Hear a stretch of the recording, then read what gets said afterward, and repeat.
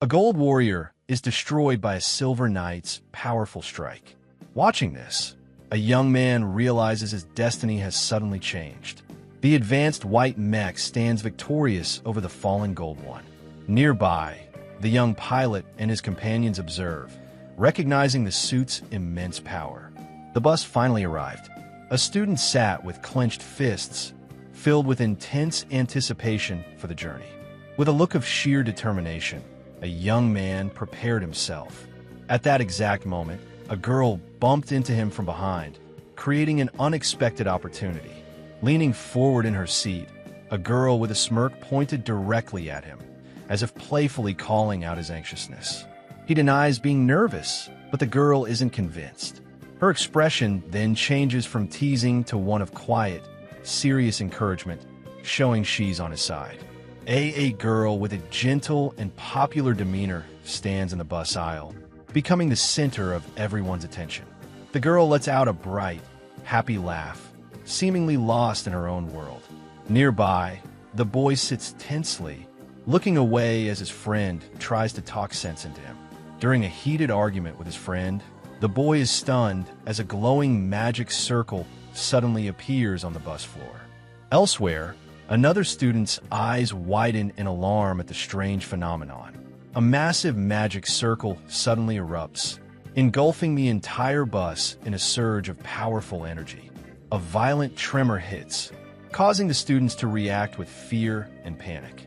The bus rumbles violently inside the magic circle, throwing the students into chaos. The teacher urgently instructs everyone to stay calm and hold on as the bus violently shakes. The shaking stops, revealing the bus has been transported to a fantasy world, parked before a huge castle. Still on the bus, the students look around in sheer shock and confusion, questioning where they are. Armored knights appear and command the terrified students to exit the bus. A giant robot looms over the bus as the young man stares up in utter disbelief. A figure approaches to speak. The girl nervously grabs her friend's shirt, but he remains calm. A man in ornate robes introduces himself, revealing he summoned them all to this new world and leaving the students completely shocked. With a cold, sinister expression, the summoner reveals his true motive. He brought them to this world to sell them. A giant magic suit carries the bus away, escorted by soldiers on smaller flying machines, showcasing the world's ancient technology. A man explains their world's grim reality. The power to pilot is rare, creating a desperate shortage. The teacher listens, realizing the terrible implication. As it's revealed they were summoned for their special energy, the protagonist clenches his fist in silent defiance. The teacher erupts in fury, confronting their captor over his selfish and monstrous actions.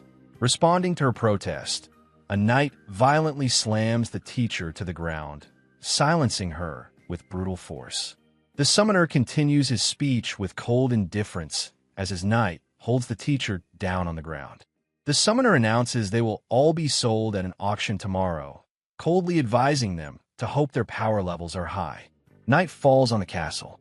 Inside, the students are locked in a long hall of cells, a lone guard standing watch over their imprisonment. Inside their cell, one student tries to talk about their power levels, but the stressed-out protagonist bluntly ignores him. The protagonist's frustration boils over as he angrily confronts his classmates for their naive discussion about the auction. As his classmates speculate about who has the highest value, one student quietly ponders the grim meaning behind their fate. In the girls' cell, the popular girl nervously clasps her hands, while the protagonist is certain she will be highly valued. A guard leads the students to a strange machine, a large gauge ready to measure their inherent value. As the evaluations begin, one student scores a high value of 12,000, confirming the grim reality of the auction for the observing protagonist. The next student achieves an astonishingly high score of 29,000, leaving the officials stunned by the rare display of power. After a couple of rare high scores, the following students receive much lower average ratings, with one boy looking shocked by his disappointing result of 3,300. The popular girl is tested and achieves an unprecedented score of 36,000, leaving everyone in the room utterly speechless. The captors erupt in applause for the girl's incredible score, but the protagonist remains grimly focused on the next turn. The line moves forward, and the protagonist's anxious friend is now next to be evaluated. The protagonist's friend is evaluated and scores a respectable 6,500, considered an impressive result among her classmates. With a look of grim determination, the protagonist steps forward, ready for the evaluation that will decide his fate. As the protagonist is tested, the evaluation machine makes a loud, violent sound, and its gauge spins wildly, leaving the official speechless with shock. After the machine's violent reaction, it displays the protagonist's final score, an unbelievably low 2. The protagonist, his classmates, and even his captors are left in a state of mutual shock and disbelief at his impossibly low score of 2. The officials double-check the machine in disbelief before one angrily confirms the impossibly low score is correct. The protagonist's face twists into a strained, wild-eyed smile as the unbelievable reality of his score of 2 finally sinks in. With a sinister grin, the announcer begins the auction to a roaring crowd, while the students can only tremble in terror. The sinister auctioneer grandly presents the first student, the one who scored 12,000, as the first item up for sale. A frantic bidding war erupts, and the student is sold for an immense price as the protagonist watches in shock from backstage. The students are sold off one by one. The two girls share a final, somber look, accepting that their class is being permanently torn apart.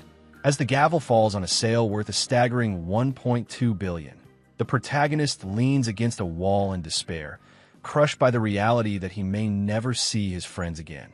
Clenching their shirt in anguish, the student is overwhelmed by the feeling that their normal life is now just a distant dream. The auctioneer gleefully announces the main event, presenting the popular girl and her immense power level as the ultimate prize. The auction for the girl explodes into a frenzy, with aggressive bidders instantly driving the price into the billions. The bidding frenzy peaks as a single paddle shoots up, making a staggering offer of 12 billion that leaves the protagonist utterly shocked. The gavel falls, and the girl is sold for a final price of 12 billion to a triumphant military bidder, leaving the rest of the crowd silent and defeated. The auction continues as the protagonist's friend is brought onto the stage, her face filled with quiet apprehension. The protagonist watches in anguish as his friend gives a sad, final smile before being sold for 20 million. With his friend's sale confirmed, the protagonist's world shatters around him, leaving him as a hollow silhouette of pure despair.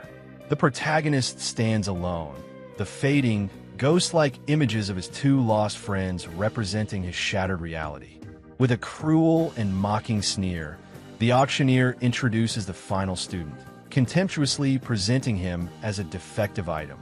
The protagonist is brought onto the stage, where the auctioneer mockingly offers the worthless student with a score of 2 up for sale. The crowd erupts not with bids, but with open mockery and scornful laughter at the protagonist's impossibly low score.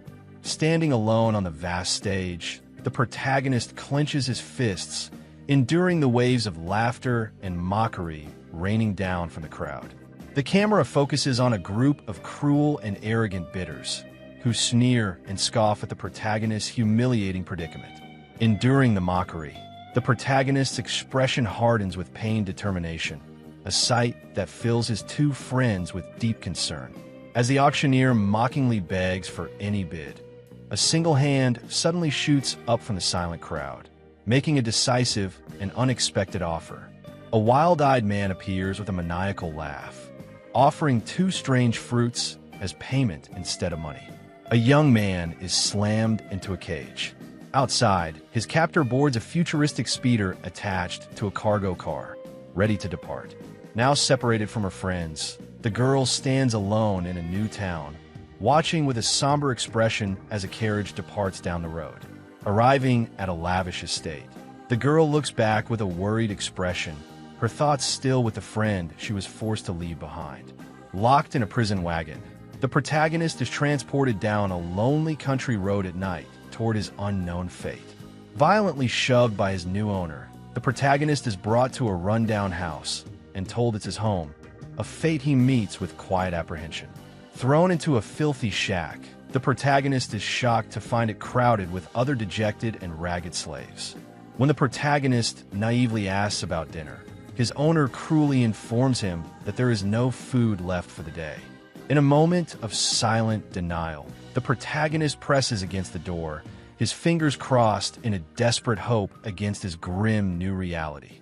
Slumped against the wall in despair, the protagonist is approached by another slave who calls out to him. A young slave girl in ragged clothes approaches the protagonist, looking down at him with an empathetic expression as she asks if he's hungry.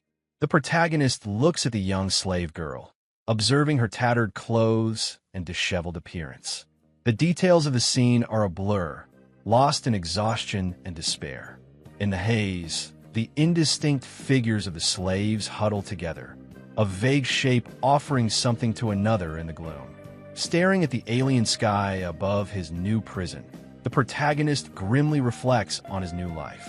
Thoughts of his lost friends fill his mind as he accepts his terrifying reality in a world built on slavery. At night, an armored guard stands watch before a grand, imposing building, ready to speak. While standing guard, two armored knights discuss the day's bizarre events, specifically the student who was measured with a power level of only 2. A guard recalls the protagonist's evaluation, suspecting the machine's needle didn't just stop at 2, but completed a full 360-degree spin, implying an immeasurably high power level. One guard dismisses his partner's theory, arguing that since the machine's scale goes up to 100,000, a full rotation would be impossible. As a new day dawns over the Grand Castle, the guard dismisses the unbelievable theory, concluding that a power level in the 6 digits is simply unheard of. Looking down an alley, the guard concludes their debate, stating that even if such a high power level existed, no magic suit could possibly handle it. The scene reveals a hidden, powerful white magic suit. Its demonic grin suggests it possesses immense power, waiting in a storeroom for a worthy pilot. A stark close-up reveals the magic suit's faceplate, which is fixed in a permanent and menacing metallic grin. Under the alien sky, the young slave girl offers the protagonist a piece of fruit. He takes it with a hesitant, surprised expression, taken aback by the small act of kindness. The protagonist questions the girl's kindness, concerned she's giving him her own food rations while another weary slave looks on. The girl explains her kindness, noting she understands the pain of hunger. Her empathy leaves the protagonist speechless and visibly touches another onlooking slave.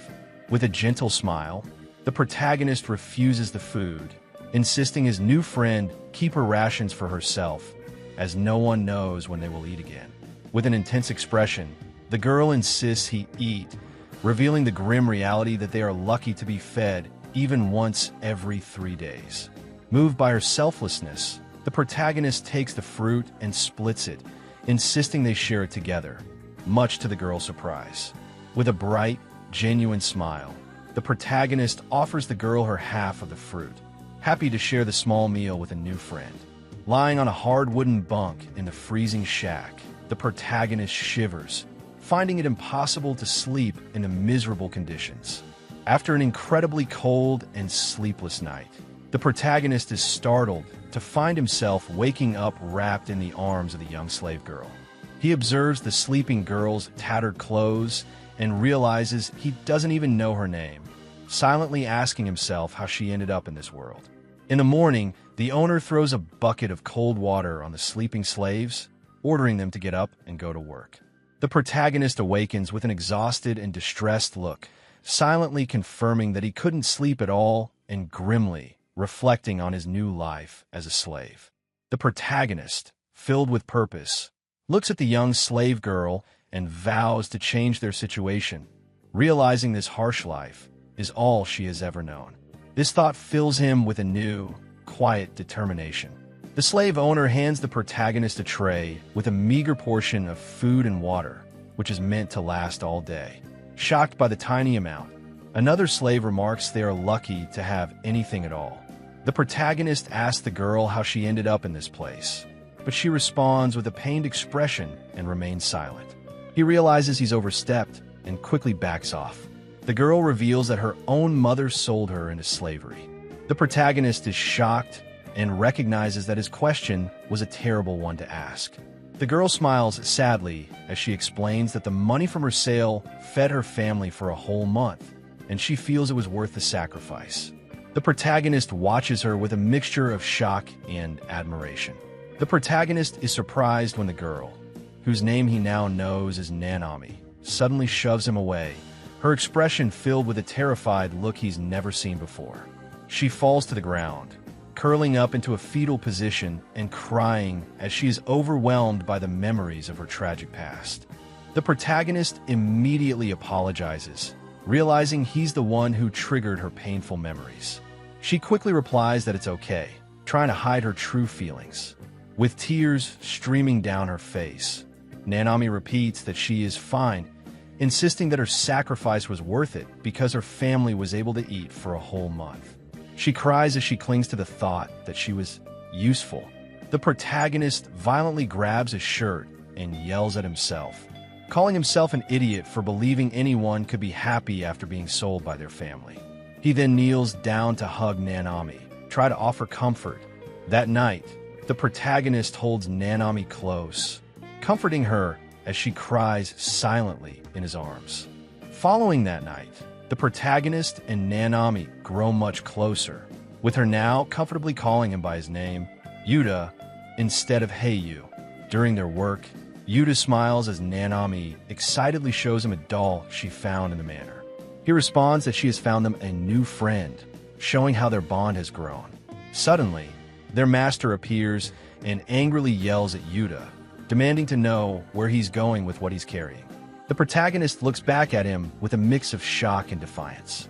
The owner calls the children thieves and dirty brats and violently snatches the doll from Nanami's hands as Yuta tries to intervene.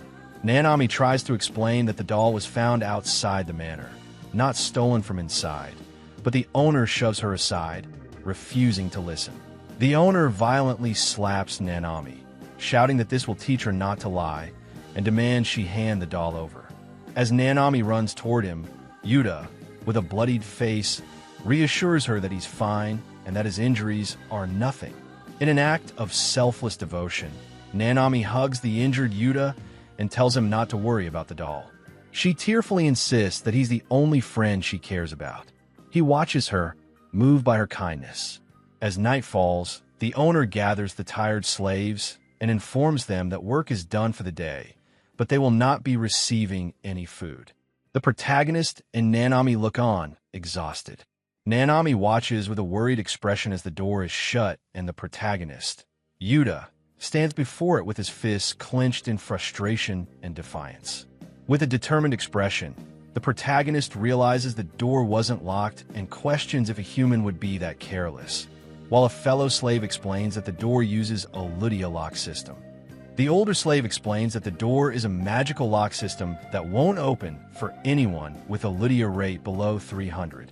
Since no one in the shed has a rating above 100, there is no way for them to escape. The older slave remarks that the magical lock is a cruel joke that keeps them trapped, while the protagonist, with a cold look of realization, concludes that this is how they keep everyone in such miserable conditions. To the astonishment of the other slaves, the protagonist easily opens the magically locked door, his face twisting into an expression of intense realization as he steps out into the night, hinting at his impossibly high Lydia rate. The slaves stare in utter disbelief as the protagonist points to the open door and exclaims that it opened, leaving them speechless with shock. The old slave's jaw drops in astonishment. After his successful escape, the protagonist turns to Nanami and asks if she wants to come with him, telling her he's heading out of the place for good. Nanami looks at him with a mix of shock and fear.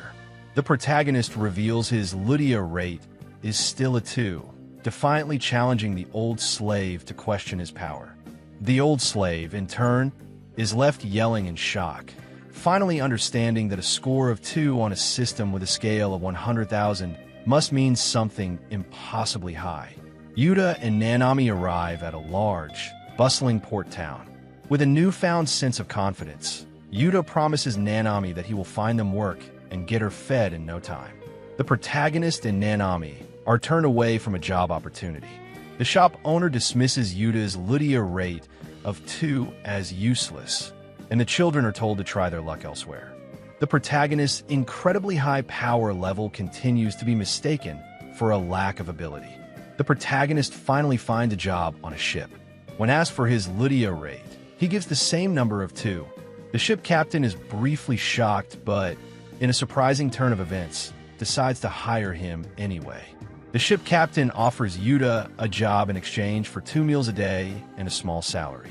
The work is simple, using his body to help move the ship, and Yuta readily accepts. Yuta and Nanami are brought into the cramped workroom, which also serves as a living space, and meet the other exhausted and muscular workers, who look on with solemn expressions. The captain spits on the ground and tells Yuta to ask the other workers about the rest of the job, leaving the protagonist and Nanami alone with their new crewmates. A sailor approaches Yuta, who introduces himself and Nanami. When asked for his Lydia rate, Yuta replies 2, to which the sailor responds with a resigned, apathetic shrug, saying it's better than nothing. The sailor explains that their job is to move the ship's massive gears by hand, a task made easy only for those with a high Lydia rate, which no one on the ship possesses. The sailor gives a final warning, telling Yuta to be ready for some hard work, because the gears they have to move are incredibly heavy. The protagonist naively asks if they are allowed to go outside, to which the sailor cynically laughs and replies, "Who do you think you are?" The sailors explain that they live, eat, and work all in the same room, revealing that the job is another form of confinement. With a grim expression, the sailor reveals the truth to the protagonist. The ship is not a place of work, but a slave ship. The protagonist's eyes widen in utter shock as he realizes he is a captive once again. The protagonist punches the wall in frustration, realizing with a sick feeling that he has been tricked again. He bitterly apologizes to Nanami, lamenting that he has once more failed to protect her from slavery. A voice from outside the room shouts, "Prepare to set sail." The crewmates immediately spring into action, grabbing their tools and moving with a sense of urgency as the protagonist and Nanami look on, preparing for their first brutal shift. The other workers put their physical strength to the test, using a huge lever to manually turn the massive gears. With grunts and groans, they struggle to make the ship's propellers move, showing the grueling reality of their job. The protagonist clutches the lever with a nervous but determined expression, acknowledging that the work looks crazy heavy. Despite his apprehension, he tells himself it's his job and steels himself for the task. The protagonist's attempt to move the gears ends in a shocking display of power. He effortlessly sends the gears spinning, jolting his own body with the force, leaving himself and the other sailors in a state of utter shock. The ship's gears and propeller begin to spin at an impossibly high speed, creating a massive vortex in the water as the protagonist stares in stunned disbelief at the sheer power he has just unleashed. The ship races across the water at an incredible speed, causing the surprised captain to shout in confusion while the crew excitedly realizes they don't even need to use the sails. The ship finally arrives and docks at a bustling port city, its journey at an end. A wealthy-looking man praises the crew for their excellent work and rewards them with 20 gold coins each, along with permission to stop and rest in the port city. The protagonist asks why the sailors won't just run away, but one of them cynically replies that with their low Lydia rates, they're nothing but losers and are simply happy to have a chance to eat and rest. A group of sailors, led by the protagonist, happily head into the city, ready to enjoy their reward and some time off. Nanami looks up at the protagonist with a radiant smile and tells him that no matter what, she wants to be with him. Inspired by Nanami's loyalty, the protagonist looks out at the city with newfound resolve and agrees to forge a new path with her, ready to face the challenges ahead. The scene shifts to a large, opulent mansion at night, with a horse-drawn carriage parked out front. A ringed planet hangs in the alien sky, reminding the viewer of the world's fantastical setting. A close-up of a window on the Grand Mansion's brick wall sets the scene for a view into the building's interior. The popular girl who was sold at the auction turns to face a new character who is squeezing her backside. She looks back at him with a playful, yet forced, smile as he asks for her name. The popular girl reveals her name is Nagisa Kosado. She sits nervously as she is greeted by a cheerful young woman who introduces herself as Renelle, the second princess of Amuria. Princess Renelle tells Nagisa to not worry, as she will be treated like a royal. Nagisa realizes the cruel class system of this world is based on a person's Lydia rate. Nagisa asks about Yuta, unable to shake the feeling that his low score of 2 must have led him to a terrible fate. Princess Renelle kneels before Nagisa, holding her hands, and tearfully confesses that she has always had feelings for the male student who was sold to her kingdom. Nagisa's face twists into a pained expression as tears stream down her face, conveying her deep sadness and frustration at the suffering of her friends. Nagisa, seeing the princess's pain, gently hugs her, offering comfort as a show of shared empathy. Princess Renelle tearfully declares that she will look into purchasing the boy back from his new owner. Nagisa's eyes fill with tears of hope as she asks if it's really possible to save him. With a confident smile and a mischievous wink, Princess Renelle tells Nagisa to leave it to me, signaling her resolve to rescue the boy she has feelings for. The protagonist is brought before King Magiani of Amoria, a friendly-looking man who greets him with a chuckle, introducing himself and calling the protagonist a half-raider, clearly misinterpreting his power level. Nagisa, with a confident smile, addresses the king, introducing herself and politely telling him that she is pleased to make his acquaintance. Nagisa calls out to Renelle by the nickname Nellie, asking her to introduce her to the king. Meanwhile, Renelle scolds her father for making Nagisa nervous, causing the king to apologize. Princess Renelle and her father introduce a new character, Himari, the third princess of Amoria. The young girl has a feisty personality, which the king notes makes her quite a handful. The young Princess Himari looks for her older sister in a hangar filled with magical suits, guessing she is in her usual spot. Princess Himari, followed by Nagisa, walks towards Princess Renelle. Himari excitedly tells Nagisa that she was just thinking of showing her something, which Renelle seems to already know about and is happy about. The princesses show Nagisa a giant magical suit, which Nagisa identifies as a robot. Princess Himari calls to the suit by the name Yukiha, and Nagisa looks on in surprise. The cockpit of the magical suit opens, and a beautiful young woman, the first princess of Amoria, named Yukiha, emerges. She greets her sister Renelle and then turns to Nagisa, referring to her as the new half-raider in a case of mistaken identity. Nagisa stands in awe before a large, highly advanced magical suit, which is identified as the magic suit Rasbella. Princess Yukiha explains that the Rasbella is the finest magic suit in the kingdom, listing its impressive stats, including a maximum output of 120,000 and a high startup Lydia rate of 5,000. Princess Renelle explains that even her sister, Yukiha, who has the highest Lydia rate in the kingdom, is unable to pilot the magic suit, which is why they needed a pilot with a rate above 5,000. Nagisa listens, realizing her immense power is the reason she was bought. With a look of fear, Nagisa asks if her new purpose is to be sent to war.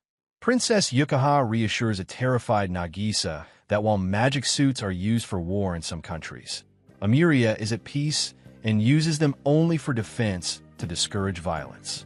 The scene shifts back to Yuta and Nanami, who are walking through a peaceful, sunlit market in the port city. Yuta, confused, asks what's wrong as he notices Nanami stop and stare with a longing expression at a clothing stall. The protagonist realizes that their clothes are now just rags and offers to buy new ones for Nanami. She looks up at him with a hopeful and timid expression, nervously asking if she can choose something. Nanami looks up with a mix of joy and sadness, telling the protagonist with tear-filled eyes that she has never chosen her own clothes before.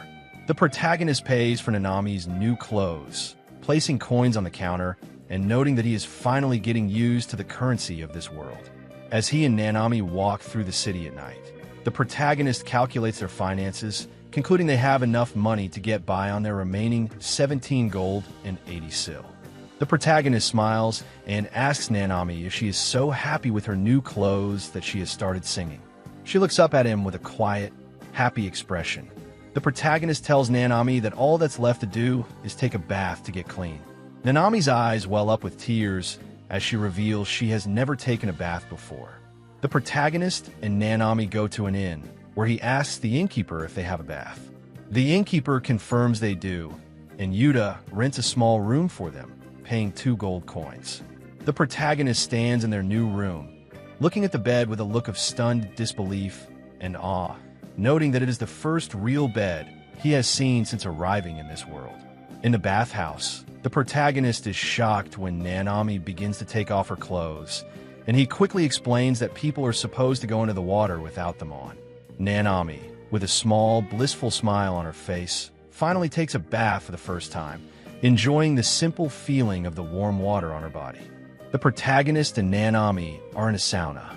She joyfully exclaims, "It's so warm," while he struggles with the heat, wiping sweat from his face with a towel. Nanami sits on a bench in the sauna, her head thrown back and her eyes closed in a look of pure, unbridled bliss. She is completely relaxed and happy, enjoying the warmth. In the sauna, a flustered and sweaty Yuta asks Nanami how old she is, to which she cheerfully and defiantly replies, "I'm a teenager." The protagonist's face twists in a strained, flustered expression as he realizes that Nanami is only slightly younger than him, not a little girl as he had assumed.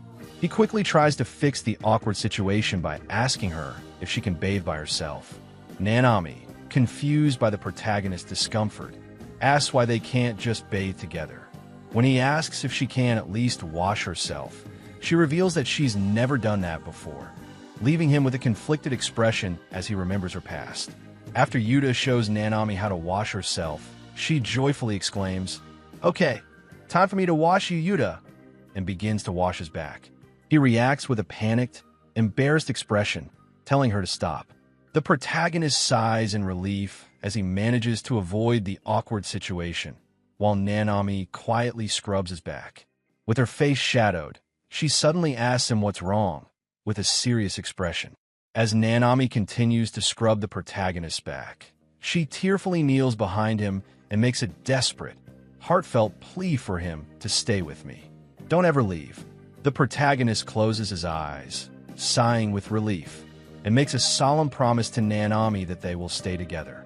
As the bathwater pours, the protagonist reflects on Nanami's tragic past, confirming to himself that he is now her protector, and she sees him as an older brother. The protagonist looks out at the sunlit port city and solemnly asks himself what he can do for Nanami, as he is now the only family she has. The protagonist stands in a new military-style uniform, looking more confident than before. He is given instructions to make sure Nanami has enough to eat and that he helps her study, showing that he has found a new, more responsible job. Nanami, now in a clean dress and with her hair styled, smiles and happily asks the protagonist what he thinks of her new look. The protagonist smiles and pats Nanami's head, telling her that her new clothes are adorable and suit her perfectly. The two then happily set off together on a new journey, with their first goal being to find a job. The scene ends with a "to be continued" title card.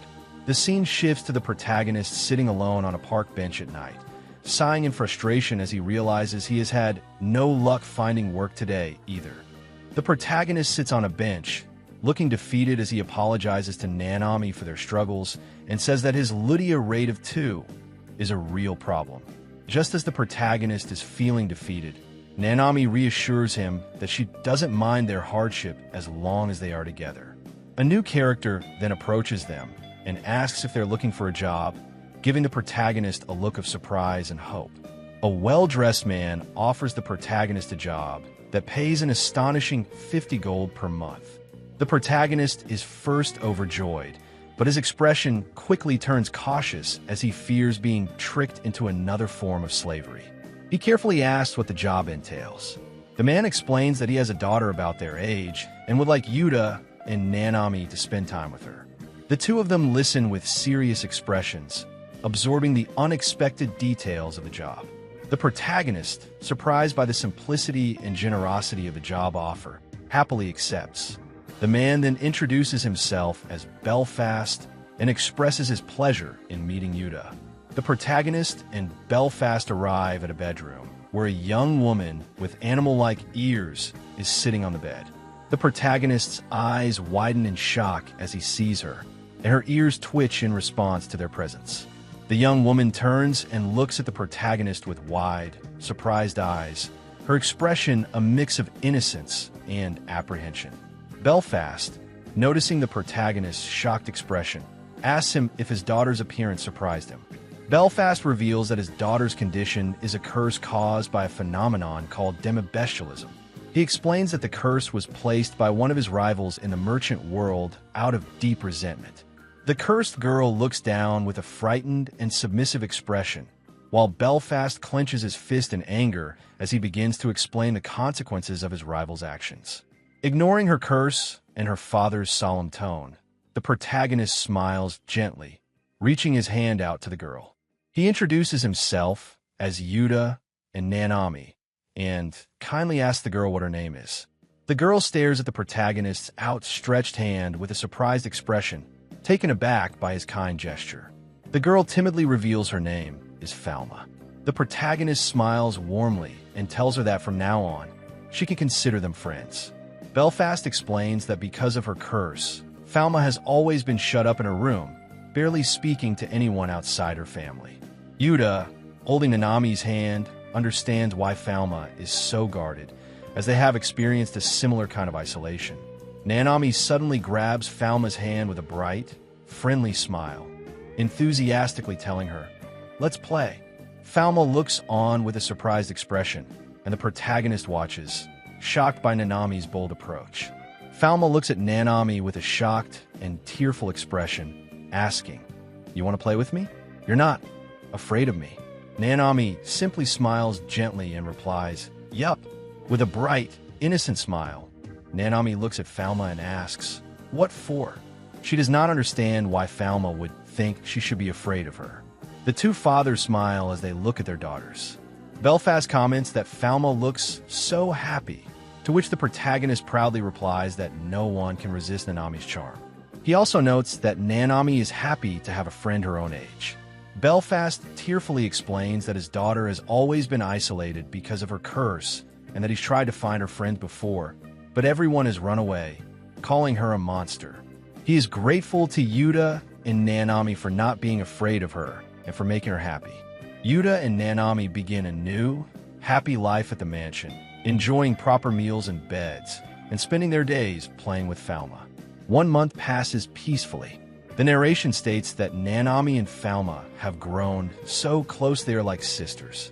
The image shows the two girls happily playing a game with Yuta, with Felma looking at him with a big smile, showing that her time with them has healed her. The protagonist, exhausted and out of breath from playing, leans against a tree and calls for a timeout, telling the two girls that they have too much energy. The protagonist and Nanami see a magic suit and ask about it. Felma reveals that her father bought it as a collector's item after it was excavated. The protagonist is shocked, realizing that the magic suits are not manufactured, but found as ancient artifacts. Felma explains that countries excavate magic suits from ancient civilizations and that their cores are based on a type of sorcery that is beyond their current understanding. She says the other parts are simply repaired as they are used. The protagonist is impressed by Felma's knowledge, telling her she seems to know a lot. Felma smiles shyly and admits that she is pretty into magic suits. Felma tells the protagonist she is fascinated by the magic suit's mysterious power, which no one in their world understands or can create. The protagonist is shocked when Felma reveals her Lydia rate is 2, a number he thinks is impossibly low, while she is unaware that his own score of 7,800 is considered incredibly high. The protagonist and Felma are joined by Nanami, who asks what they're talking about. The protagonist then asks Nanami what her Lydia rate is, assuming it's low because she couldn't open the magical shed door back at the slave house. The protagonist is shocked when Nanami innocently replies that she never even touched the magical door, leading him to realize with a look of stunned disbelief that her Lydia rate might be incredibly high after all. A while later, the protagonist and Nanami get the chance to discover her Lydia rate when Lord Belfast pulls some strings and brings in a specialist. The specialist, however, reacts with utter shock after measuring her. The specialist reveals Nanami's true Lydia rate is a stunning 32,000, calling her a triple Highlander and confirming that her power is immense. Belfast, the protagonist, and Felma are all left speechless and wide-eyed with shock at the specialist's revelation. Belfast happily offers to introduce Nanami to any kingdom she wishes, but she defiantly interrupts him. With a serious look, she tells him that she wants to stay with Yuta and Felma, leaving everyone in a state of shock. Belfast looks on with tears in his eyes as Nanami gently embraces Felma, and he happily remarks that his daughter has truly gained a lovely friend. The scene shifts back to Nagisa, who stands alone with a somber expression, worriedly wondering if the protagonist is okay. She thinks about the strange world and the strange auction that tore her entire class apart, leaving them all separated. A princess and her party, arriving at a magnificent castle, were greeted with reverence by guards who bowed in salute, treating her with the utmost respect despite her modesty. The princess is presented before the king, who greets her with a satisfied smile. The monarch, presiding over the audience from his throne, expresses his surprise and approval at the sight of someone so young possessing such greatness. The emperor welcomes the princess, calling her the 5th triple Highlander of his land and asking for her allegiance. An assistant reminds her to bow in the emperor's presence before she is led away to see her magic suit. The princess is led into a large room filled with multiple magic suits. A guard explains that the high-rate model for powerful pilots is in the back, and the princess, surprised, questions if the suit is for her. The guards then lead the princess to a raised platform and instruct her to pay attention as they prepare to open a storage unit. Yui watches with great anticipation as the winch moves and the door opens, revealing her magic suit. The storage unit opens, revealing a massive magic suit. One of the men presents it to the princess, calling it the magic suit Elvala. He explains that this model is exclusive, with a startup Lydia rate of 30,000, a maximum output of 3 million, and armor and mobility rankings of SS. The princess is left speechless by the revelation. The guards continue to talk about the suit, with one of them declaring the equipment a true monster of a magic suit. The princess is surprised by the description, while one of the guards recognizes the pilot with an "Oh my, Sir Yuto." The guard, Yuto, is seen introducing himself to the princess. He identifies himself, confirming that the young woman is the new pilot. The princess, in shock, nervously greets him back. Yuto, the guard, reveals to the princess that he is also from Japan and was sold to the kingdom 5 years ago. He welcomes her and offers to help. Yuto tells the princess that duty calls and takes his leave. As he walks away, a guard explains to the princess that Yuto is the quintuple Highlander and is considered the most powerful man on the continent. He reveals that Yuto's Lydia rate is 57,000, and the princess observes the conversation with astonishment. The Princess Nagisa, deep in thought, questions if the man she just met is truly the most powerful in the kingdom. The guard confirms the princess's suspicion, explaining that Alicia's rise as the most powerful nation on the continent is thanks to Yuto. As a result, Yuto is sometimes afforded more deference than even the emperor himself. The older guard, with a smirk, leans in toward the princess and advises her to get close to Yuto, since he is a very powerful man. The princess reflects on the advice, her eyes shining. The older guard informs the princess that her training to pilot the magic suit Elvala will begin in a few days so that she can bring its full power to Alicia. The princess then makes a request to the man, Princess Nagisa remembers the auction and asks the guard to find a boy who was sold for a fruit. The guard is shocked and asks if she is talking about the defective with the 2 Lydia rate. The princess becomes angry and scolds him, insisting that the boy is not defective. The princess expresses her concern and asks the guard if it would be possible to look into what happened to the boy. The guard replies that yes, the kingdom of Alicia will make arrangements to purchase him back. The princess is overjoyed by the news. She thanks the guard with a genuine smile and confesses that she always appreciated the boy's sincere, kind personality since their first year of high school. The princess holds her hands to her chest, her gaze lost, and laments that by the time she finally realized her feelings, it was too late. She regrets not having managed to confess her feelings during the class trip. The boy turns, shocked, as the princess, staring intently at the back of his neck, confesses her feelings for him. The scene shifts to the inside of an office, where an older man in a hat appears with a concerned expression and addresses a younger man. He reveals that the government has learned Nanami's Lydia rate and that the military is on the move. The younger man, shocked, turns around, asking what he said. The older man insists that the young man take Nanami and flee immediately, while he stays behind to buy time.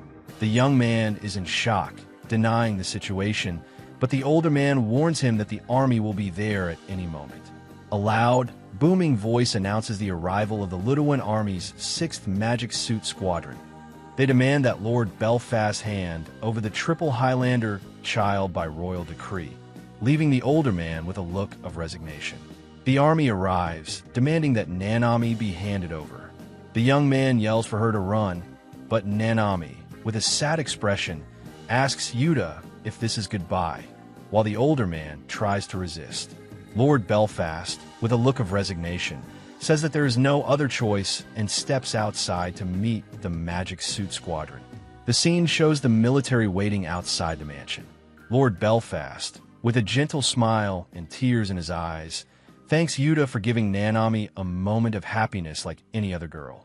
He turns to Yuta and Nanami and says goodbye, while the young man watches him with a sad expression. Suddenly, the door of the mansion slams shut violently with a loud thud. The mansion's door violently slams shut, revealing that Lord Belfast was attacked by a mysterious figure with a magic sword. Yuta and Nanami watch, shocked, as Lord Belfast's body collapses to the floor. Nanami runs toward her father, yelling his name. The mysterious helmeted woman, a maid, hits her, and as she's on the ground, she apologizes for not being able to save her, calling her Felma. The maid runs to Belfast's side and tries to comfort him, but he ignores her and, as he dies, tells Felma that he is sorry and Daddy can't save her. The wounded man turns to Yuta and, with the last strength he has left, begs him to take Nanami, whom he calls Felma, with him, saying that he doesn't want her to be lonely again. Nanami is crying, clinging to her father and begging him not to die. Yuta turns to her in shock and approaches them. The wounded man reaches out to a shocked Yuta and asks him to take Felma. Yuta, with an expression of surprise and determination, then promises that he will take care of the young girl. The scene shifts to a sunlit field where Yuta and Nanami, now called Felma, are walking. Yuta's inner voice narrates, expressing gratitude for having seen the day when Felma was able to play and experience the joy of a normal girl, as if he is remembering a happy moment. Lord Belfast, with his last breath, asks Nanami if she was happy. With tears in her eyes, she confirms that she was. Nanami, with tears in her eyes, leans over her father's body and confesses, with an expression of sadness and despair, that she was happy with him from the day she was born. Lord Belfast, with a look of peace and relief and tears streaming down his face, whispers, "Oh, Felma," and with a final smile, he finally dies. The mysterious maid with the helmet broke down the door. Yuta tries to pull Felma out, but she remains shocked by what she is seeing, with her eyes fixed on the cracked door. The guards approach the mansion, with the Magic Suit Squadron watching from a distance, ready for battle. The mysterious maid with the broken helmet reveals her face and turns to Yuta and Nanami, surprising them. She then warns Yuta that he is surrounded by the army and that there is nowhere to run, as the squadron is everywhere.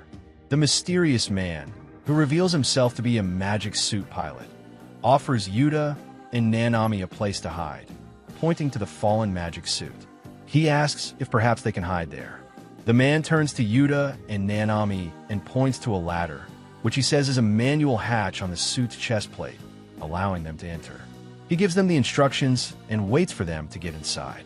Princess Nagisa, the triple Highlander, is taken to Alicia's castle and presented with her magic suit. There, she meets Yuto, a quintuple Highlander, also from Japan and the most powerful man on the continent. Impressed by his power, she asks the guards to find a young man who was sold for a fruit, showing concern for him and regretting not having confessed her feelings. The boy turns, shocked, as the princess, staring intently at the back of his neck, confesses her feelings for him. The interior of the magic suit is revealed, showing the pilot's seat and the intricate control panels ready for action. The young people are inside the magic suit. One of them finds a box and questions it. The boy explains that his father instructed him to take the box with him in an emergency. He then realizes that someone is approaching and tells everyone to be quiet. The young people are inside the magic suit. Suddenly, the door crashes down with a bang. The young man looks outside, shocked, and yells that it's Zophus, a magic suit from the Lituan army. Outside the suit, soldiers from the magic suit squadron arrive. One of them tells the other that he saw someone enter the building, and his colleague agrees, certain he saw the same thing. The youths are hiding inside the magic suit as one of the soldiers approaches. He looks at the suit and scoffs, calling it a garbage antique, unaware that the war suit's pilot is also inside the same room. The magic suit squadron guards discuss whether to destroy the fallen suit. One of them suggests that even a junker like that might be a triple Highlander, and that they had better be careful. The youths are in a tight spot, trapped inside the magic suit.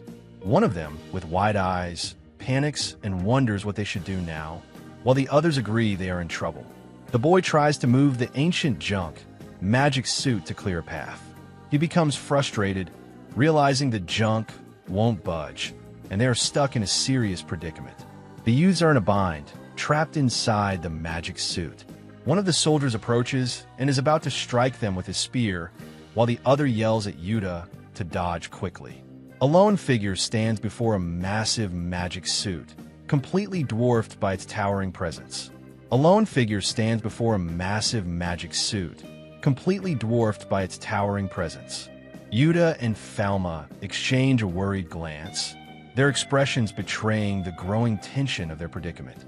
Trapped and in a panic, the young protagonists desperately try to find a way out as the boy fumbles with the device. Eyes hidden, she declared no weapons. Just punch. The youth was stunned. An older man smiled, watching. The protagonist inhaled sharply, ready. The figure in the mech roared. Got it! As the powerful strike landed, a nearby observer exclaimed, Wow, so much power. Another person watching was aghast, thinking, Impossible. Even with their advanced armor, another speculated they likely didn't stand a chance against such force. Witnessing immense power, Yuta was now piloting a similar suit. Yuta, strong suit, Nanami exclaimed. Grinning, Yuta agreed, looks like it. Let's do this. Now in control of the towering magic suit, Yuta made his move. Channeling its immense power and with unwavering resolve, he roared their new objective. We're breaking through and getting out of here. With a thunderous crash, the magic suit burst through the solid wall. Metal shrieked, and stone exploded outwards as Yuta plowed forward without hesitation, sending a massive industrial tank tumbling aside, as if it were a toy. Their escape had begun. As steam hissed from the magic suit's damaged frame, Felma stared in utter disbelief. The enemy Zophus unit was supposed to be powerful, a significant threat, yet Yuta had just torn through it like it was nothing. Incredible, she whispered, her mind struggling to comprehend the impossible level of power she had just witnessed. His eyes wide with urgency, Yuta's only thought was their next move. Let's just get out of this warehouse, he insisted. After peeking through a doorway to confirm the coast was clear, the magic suit opened its chest hatch, preparing to let its passengers out. With one foe now scrap metal at its feet, the massive suit swiveled to face the soldiers emerging from the building, ready for the next confrontation. Just as one threat was neutralized, more appeared. Inside his suit, Yuta's expression hardened as he sized up the new enemies. His confidence wavered. Now it's 3-on-1, he realized, the odds suddenly stacked against them. Stunned by the defeat of their comrades, the enemy pilots stared at the unknown suit. Suspecting a rare and powerful triple Highlander was at the controls, their commander made a quick decision. They would surround it and attack together. Confirming their orders with a unified "Roger," the three enemy suits immediately moved into formation. With heavy, screeching steps, they closed in, surrounding Yuta's lone suit to begin their coordinated assault. The first enemy suit swung its massive axe. Inside his cockpit, Yuta watched the attack come, his expression focused and unreadable, silently calculating his next move. Outnumbered, but not outmatched, Yuta moved like lightning.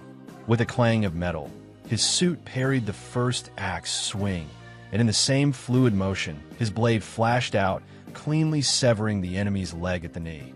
Seeing an opening, one of the remaining enemy suits raised its weapon high, gathering all its strength for a powerful, decisive downward strike, aiming to crush Yuta's suit once and for all. As the enemy's attack descended, Yuta's suit exploded forward with a speed that shocked even him.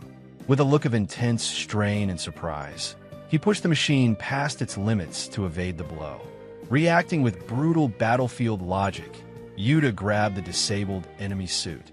He used its body as a makeshift shield to absorb the incoming blow, a tactic so ruthless it left the attacker momentarily speechless. Turning defense into a brutal offense, Yuta used his suit's overwhelming strength to crush the very mech he'd used as a shield. The enemy pilot could only let out a pained cry, shocked by the incredible, raw power being unleashed against him. With a sharp crack, Yuta's blade met the enemy's much larger weapon. Instead of being blocked, his suit's superior power shattered the enemy's axe completely, demonstrating the massive gap in their abilities. With his opponents defeated and burning, the last enemy pilot could only curse in despair. Inside his suit, a grim-faced Yuta showed no mercy as he raised his sword, preparing to deliver the final blow. Instead of finishing him off, Yuta unleashed a blinding flash of energy. Leaving the final enemy stunned but standing, he used the opening to rocket away, continuing his escape. Surrounded by the wreckage of his enemies, Yuta's suit stood victorious. Inside, he breathed heavily, the adrenaline fading into exhaustion. With a sigh of relief, he confirmed their hard-won survival. We made it out. Now safe for the moment, Yuta and Felma planned their next move. Looking at a map, Felma pointed out their proximity to the border. She suggested they cross into the Merchant Federation of Alpaca, a neighboring nation where Ludowan's army couldn't reach them, using rarely traveled roads perfect for their escape. As they finalized their plan to sneak across the border, Nanami nervously raised a crucial point. With a worried expression, she gestured to their giant robot and asked, "Won't we stand out in this magic suit?" Watching a transport carrier from a distance, Felma explained their dilemma. While a carrier was the ideal way to travel unseen, owning one required being either a full-time professional pilot or crazy rich, and they were neither. Overwhelmed with guilt, Yuta began to apologize to Felma, blaming himself for her father's death. But she quickly placed a comforting hand on his shoulder, her voice firm.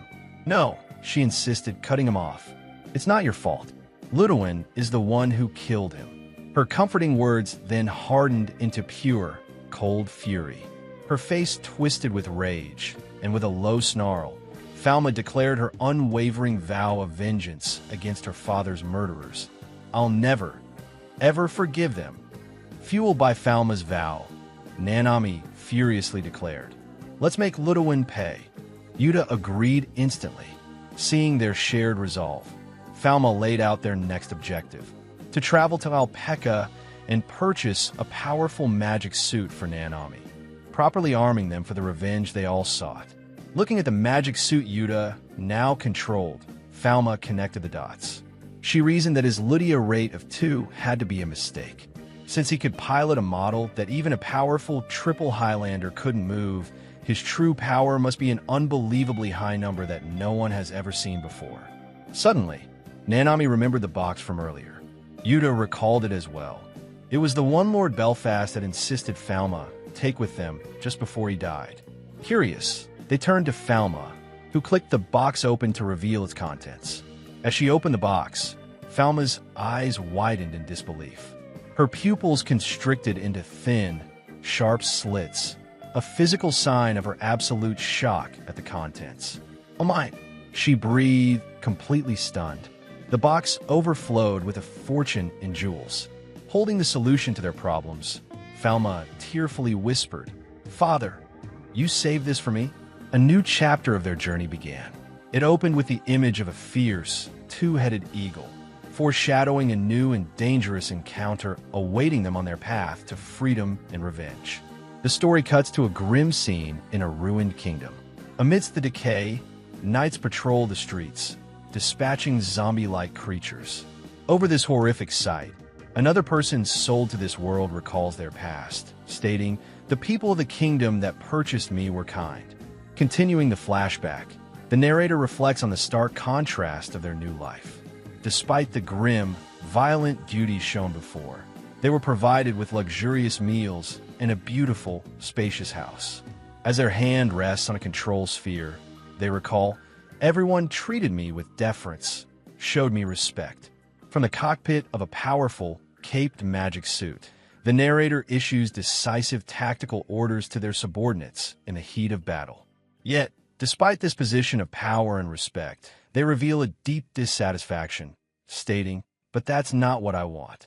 Their true desire remains a mystery. The story's focus shifts to the student's teacher, now addressed as Commander Mayuzi. In the cockpit of her own vessel, her expression is fierce. Despite her new military title, her motivation remains the same. Her duty as a teacher is to protect her students and bring them all safely home. In the midst of her command, Commander Mayuzi receives a private message from Ruriko. Recognizing the urgency, Ruriko asks to speak with her after the battle about something important. A momentarily flustered Mayuzi quickly agrees, understanding the gravity of the request. With 12 enemy suits confirmed, Commander Mayuzi ordered her platoon to prepare for a three-pronged attack on her signal. Putting his internal conflict aside, the commander takes charge. With a powerful cry of "All units go," he leads the charge, his imposing magic suit flanked by his soldiers as they rush into battle. As the enemy platoon charges, one of Commander Mayuzi's soldiers steals themselves. With a determined grunt, the pilot prepares to meet the oncoming wave, ready to hold the line. Outnumbered, one of Mayuzi's soldiers is caught in a pincer attack. Their armor cracks under the pressure of a coordinated assault, and with a final slash, the enemy brutally cuts them down. With a final, brutal impact, the soldier's helmet cracks and shatters. Their comms go silent as they fall, another casualty in the overwhelming enemy assault. Glowing with immense power, the Cape Commander's suit stands over the fallen zombie-like creatures. The battle was swift and one-sided. With cold efficiency, the pilot reports, enemy units neutralized. Having cornered one of Mayuzi's defeated soldiers, the Cape Commander looms over their disabled, burning suit. With absolute authority, he issues a final command. "Step out of the vehicle. Surrender." In the aftermath of the battle, Commander Mayuzi calmly assesses the situation from her cockpit. Below, her damaged suits vent steam, clear signs of the fierce engagement her forces have just endured. Her calm assessment is shattered by a sudden, shocking realization. Her eyes widen in alarm as a cold sweat breaks out, a clear sign that the battle's outcome was far more dire than she initially believed. The source of her horror becomes clear. The enemy has taken her students hostage. As she stares in disbelief At Sakura, Oba, and Nami Taguchi held captive, her mind reels. Why are my students here? She thinks, her professional composure completely shattered. The Cape Commander interrogates the terrified student, his imposing suit towering over her. Where are the other units? He demands. Panicked and sweating, the girl can only stammer, I don't know. When the student tearfully insists she doesn't know, the commander shows his cruelty. Declaring it her last warning, he slices the girl's arm, causing her to scream in pain and terror as he repeats his demand. Crying, the student desperately swears she knows nothing. The Cape Commander responds with a chillingly calm, I see. How unfortunate. Witnessing the torture of her student, Commander Mayuzi can only stare in absolute, wide-eyed horror. Just as the commander is about to strike the student again, another magic suit intervenes. With a loud clang, a second caped warrior blocks the blow, matching the commander's strength in a tense deadlock of steel. As the second warrior holds the commander at bay, Mayuzi recognizes the suit. Her eyes narrow in a mix of shock and anger as she realizes who the pilot is, demanding, Ruriko, what are you? With a powerful wabam, Ruriko breaks the deadlock. As she hurls the commander's suit back, she roars a furious, protective warning. Don't you lay a hand on my students. As Ruriko continues her rampage, a frantic Commander Mayuzi tries to break through to her. Over the chaotic comms, she screams, Ruriko, this is Mayuzi. I'm in the unit you're attacking, revealing a shocking, friendly fire twist to the battle. Ignoring Mayuzi's desperate pleas, Ruriko's suit silently disables an allied soldier. The pilot's final, interrupted word hangs in the air as Ruriko looks on, her objective coldly completed. In the wake of Ruriko's shocking attack, the other soldiers demand an explanation from their deputy commander. As they yell in confusion, Mayuzi lets out a weary sigh, the weight of the betrayal and the escalating chaos settling upon her. Bowing her head, Commander Mayuzi grapples with a horrifying reality. Her students are being forced to kill each other in this twisted world. With quiet, steely resolve, she makes a vow. I'll never accept that. A powerful magic suit arrives to rescue the captured students. The pilot, revealing herself as Ms. Minami, urgently orders Oba and Taguchi to get into their own suits, her appearance a shocking surprise to the tearful girls. As Mayuzi yells for everyone to hurry and escape, her own deputy commander blocks her path. With a drawn blade, Ruriko declares, You're not going anywhere, escalating their shocking internal conflict. Blocked by her subordinate, Mayuzi takes a moment to steady her resolve. Tying her hair back with fierce determination, she reaffirms her one true desire. What I want is to keep my students safe. Her resolve absolute. Commander Mayuzi stares ahead with unwavering determination.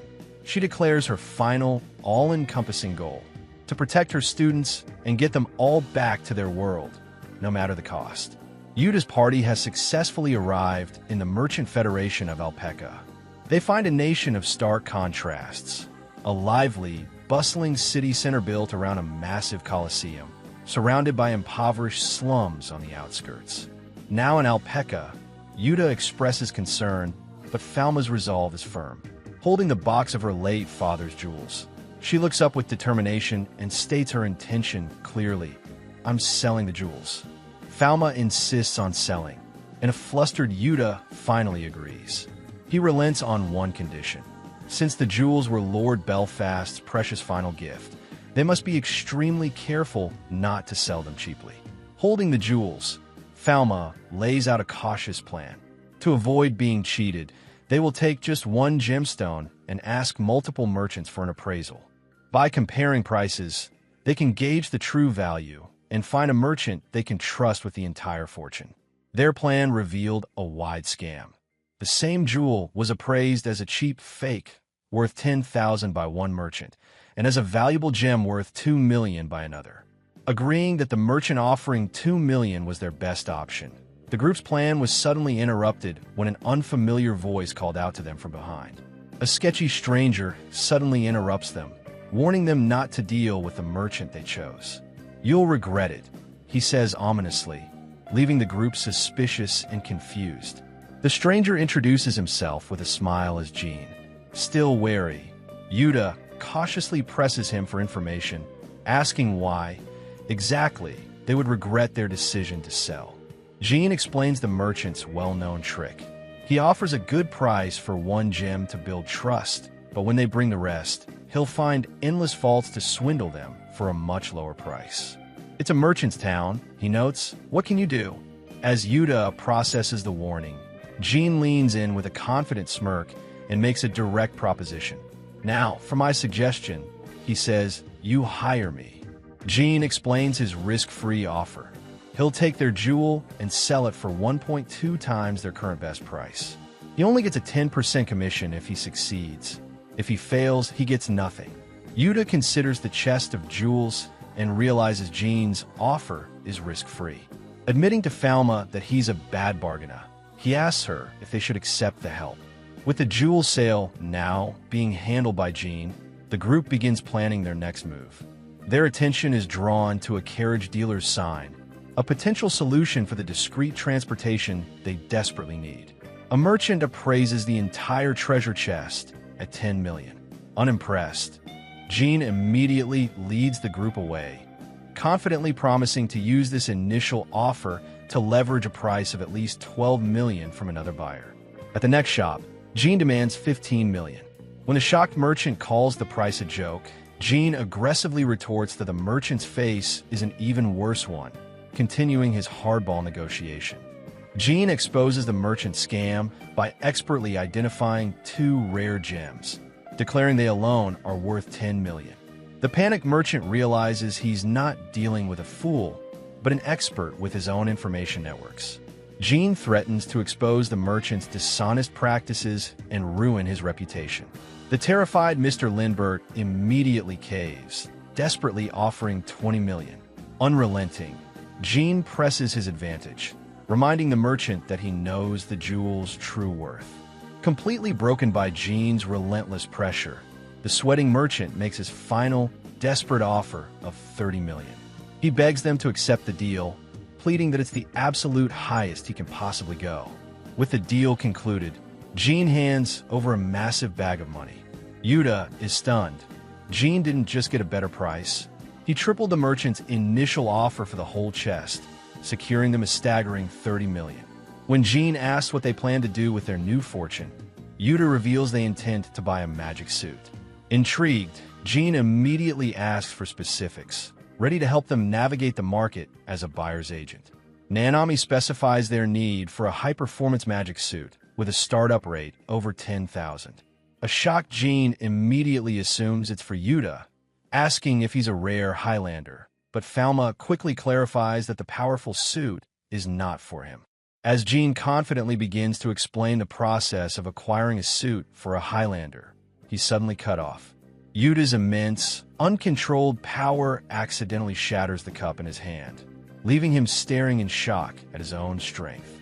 As they walk through the bustling alpaca market, the group is stunned to overhear a shocking rumor. An item is apparently for sale for an unbelievable 100 million gold, a price that makes their own newfound fortune seem insignificant. As the group reels from the overheard price of 100 million, Jean casually adds to their shock. He explains that for the powerful magic suits Highlanders use, that staggering sum is actually considered cheap. With a look of grim determination, Yuta realizes their 30 million fortune isn't nearly enough, declaring they need way more. Jean thoughtfully observes, processing the revelation that he is indeed working for a rare Highlander. Just as the group despairs over the impossible amount of money they need, Jean interjects with a sly, knowing smile. "You know," he says conspiratorially, "there's one thing we could do." As a new day dawns on Alpaca, the scene shifts, focusing on a massive coliseum that looms over the city. This hints that Jean's mysterious plan to earn their fortune is connected to the grand spectacle held within its walls. At the roaring coliseum, Jean reveals his plan: high-stakes magic suit duels where money is on the line.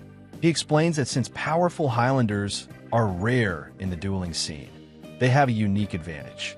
If they play their cards right, they can win big. The image serves as a brutal example of the duels Jean proposed. In the roaring arena, two heavily armored magic suits clash with bone-jarring force, a violent spectacle of steel and raw power with a fortune on the line. Eager to start earning, Yuta immediately asks how they can enter a Colosseum fight.